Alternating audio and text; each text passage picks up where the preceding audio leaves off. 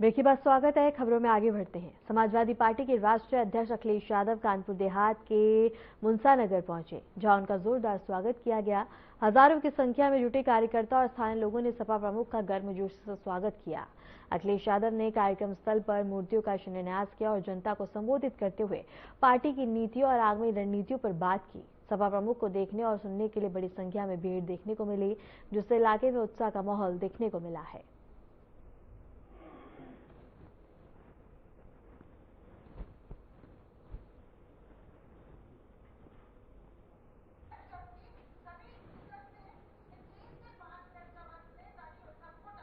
कन्नौज से बड़ी खबर है, जहां मंत्री असीम अरुण ने जागरूक और इसके साथ ही सरायमीरा बूथ पर पहुंचकर एसआईआर का हाल जाना। सपा पर भी बता दें कि असीम अरुण ने निशाना साधा। एसआईआर को विरोध कर सपा फैला रही भ्रम और इसके साथ ही प्रदेश का वोटर समझदार असीम अरुण ने बड़ा बयान दिया।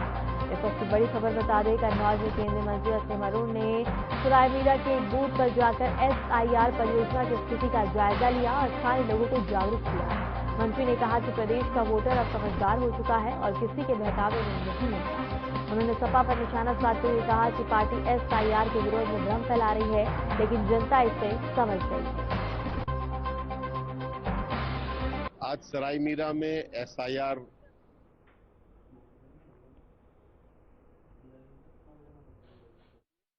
सरायमीरा के सम्मानित नागरिक बैठे, हमारे बीएलए 1, 2 बैठे, हम भी साथ में बैठे और मैंने पाया कि यहाँ पे हमारी बहन जो बीएलओ है उन्होंने बहुत अच्छा काम किया है।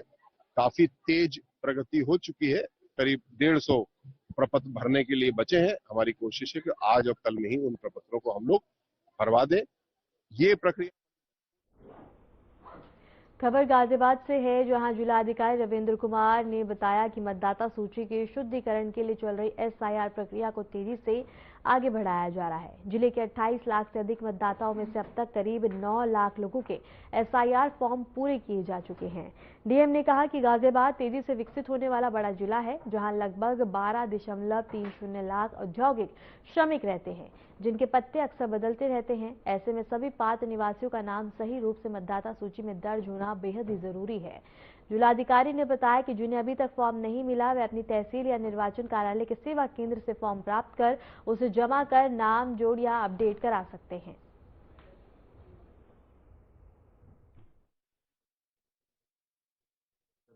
तो ऐसे लोग जो अपना पता शिफ्ट कर लेते हैं कि हमारे यहाँ गाजियाबाद में 28 लाख से ऊपर मतदाता है, 28,37,000 मतदाता है और लगभग 9.5 लाख मतदाताओं का कल तक हम लोग डिजिटाइजेशन कर चुके हैं, जो लगभग 33% के आसपास आता है। लगातार हमारे सभी बूथ लेवल अधिकारी, सुपरवाइजर्स, हमारे नोडल ऑफिसर्स और प्रत्येक कर्मचारी अधिकारी को हमने एसआईआर के काम में लगाया है और लगातार मैं स्वयं भी, हमारी पूरी टीम, सभी एडीएम, हमारे सभी अधिकारीगण फील्ड में हैं और ऐसे जो बीएलओ जिनको वोटर्स को ढूंढने में समस्या आ रही है, क्योंकि गाजियाबाद एक शहरी क्षेत्र है और यहाँ पर लगभग 12.5 लाख से ऊपर इंडस्ट्रियल लेबर भी रहती है। इंडस्ट्रीज बहुत है, आप सभी लोग इससे अवगत हैं।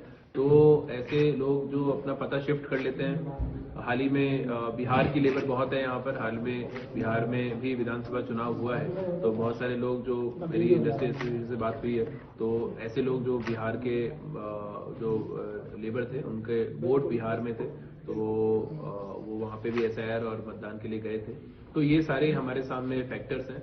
हमारा प्रयास ये है कि एक भी ऐसा मतदाता जो हमारे गाजियाबाद का निवासी है, जेन्युइन वोटर है, मतदाता सूची में रहने लायक है, उनका ये फॉर्म ना छूटे, इसके लिए प्रत्येक पॉसिबल एफर्ट हम लोग। खबर सिद्धार्थनगर से है, जहां एसआईआर प्रक्रिया में समय से पहले कार्य पूरा करने वाले 50 जिलाधिकारी ने सम्मानित किया है। उन्हें बता दें कि सम्मानित पत्र और शॉल देकर उनकी मेहनत और उत्कृष्ट प्रदर्शन की सराहना की गई। जिलाधिकारी ने कहा कि बीएलओ ने निर्धारित समय सीमा से पहले एसआईआर को कार्य को सफलतापूर्वक किया है। एसआईआर में बता दें कि जिले में एसआईआर प्रक्रिया 4 दिसंबर तक पूरी कर ली जाएगी और इस दौरान 100% फॉर्म वितरण का लक्ष्य पहले ही हासिल कर लिया गया है।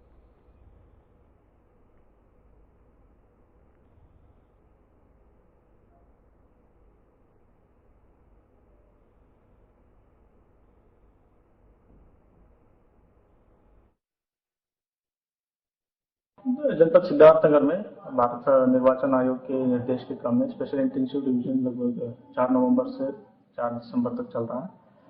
इसमें हम लोगों ने पूरा जिले में सेक्टर ऑफिसर्स को नियुक्त किया है और सुपरवाइजर्स नियुक्त किया है और बीएलओस को पूरी तरह एम्पावर किया गया है और लगभग हमारा जनपद का प्रोग्रेस भी लगभग 55% हम लोगों ने डिजिटलाइज कर दिया है। 100% हमारे फॉर्म वितरित है। इसमें कुछ महिला बीएलओ है, आंगनबाड़ी वर्कर्स, आशा वर्कर्स, उन लोगों को हम लोग अतिरिक्त सपोर्ट के लिए हम अपने लेखपालों को भी तैनात किए हैं या वहाँ के संबंधित गांव के रोजगार सेवक को। तो इस तरीके से हम लोग पूरा उनको बैकअप दे रहे हैं ताकि उनको जल्दी से हम लोग समय सीमा के अंदर डिजिटलाइजेशन का प्रोसेस कंप्लीट करें। सर, अभी तक कितना % कंप्लीट हो चुका है और उसको किस तरह से? जैसे मैंने कहा 100% हम लोगों ने डिस्ट्रीब्यूशन ऑफ फॉर्म्स कंप्लीट कर लिया है और डिजिटलाइजेशन साइमल्टेनियसली चल रहा है। इसमें कलेक्शन करके हम लोग लगभग 55% हम लोग कंप्लीट कर लिए हैं और 4 दिसंबर तक हम लोग पूर्ण करेंगे। खबर श्रावस्ती से है, जहां विवादों में चल रहे मध्य प्रदेश के आईएएस संतोष वर्मा के विवादित बयान को लेकर ब्राह्मण समाज और अन्य संगठनों में गुस्सा भड़क गया है। बता दें कि भिनगा में पशुधन सेना और अन्य संगठनों ने संतोष वर्मा का पुतला फूंककर विरोध जताया। प्रदर्शनकारियों ने जिलाधिकारी को ज्ञापन सौंपकर अधिकारी की तत्काल बर्खास्ती की मांग की और इसके साथ ही परशुराम सेना ने आरोप लगाया है कि ऐसे अधिकारी को सरकार तुरंत बर्खास्त करे, क्योंकि समाज का अपमान बर्दाश्त नहीं किया जा सकता। ब्राह्मण समाज के प्रतिनिधियों ने भी सड़क पर उतरकर चेतावनी दी कि पद पर बने रहने का कोई नैतिक अधिकार नहीं है और कड़ी कार्रवाई करना आवश्यक है। उन्होंने कहा कि अगर सरकार ने कार्रवाई नहीं की तो आंदोलन और भी अधिक उग्र रूप ले सकता है।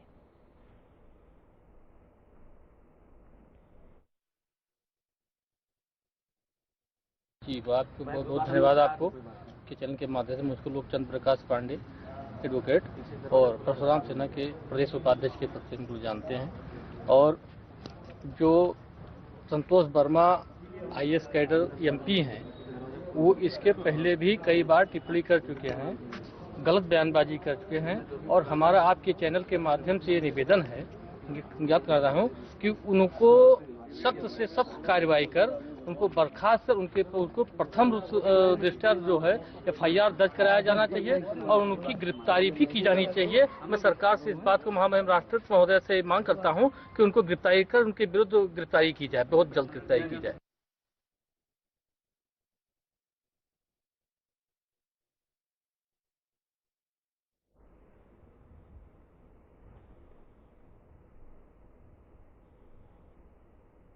फिलहाल के लिए उत्तर प्रदेश